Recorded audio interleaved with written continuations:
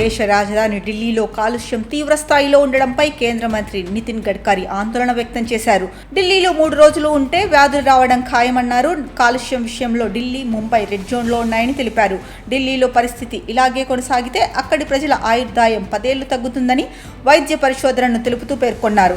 ఇప్పటికైనా ప్రజలు మేల్కొని శిలాజ ఇంధనాల వాడకాన్ని తగ్గించాల్సిన అవసరం ఉందని సూచించారు.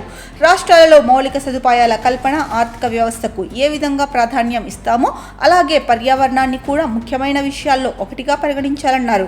కాలుష్యాన్ని ఎదుర్కోవడానికి రహదారుల మౌలిక సదుపాయాల కల్పన కూడా ఓ పరిష్కారంగా పనిచేస్తుందని గడ్కరీ తెలిపారు.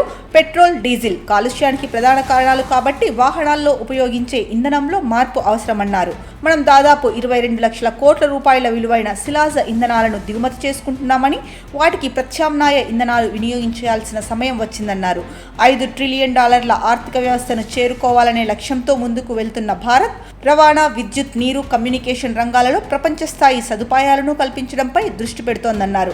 అభివృద్ధి చెందిన దేశాల లాజిస్టిక్స్ ఖర్చులు 12% లోపు ఉంటే మన ఖర్చులు 16% వరకు ఉన్నాయన్నారు. 2026 చివరి నాటికి వాటిని సింగిల్ డిజిట్కు తగ్గించేలా చర్యలు తీసుకుంటామని హామీ ఇచ్చారు. కాగా Swiss air quality technology company IQ air కాలుష్యంపై రూపొందించిన the world air quality report 2024 నివేదిక ఇటీవల విడుదలైంది. దీని ప్రకారం ప్రపంచంలో అత్యధికంగా కాలుష్యం వెలువడే 20 నగరాల్లో 13 భారత్లోనే ఉన్నాయి.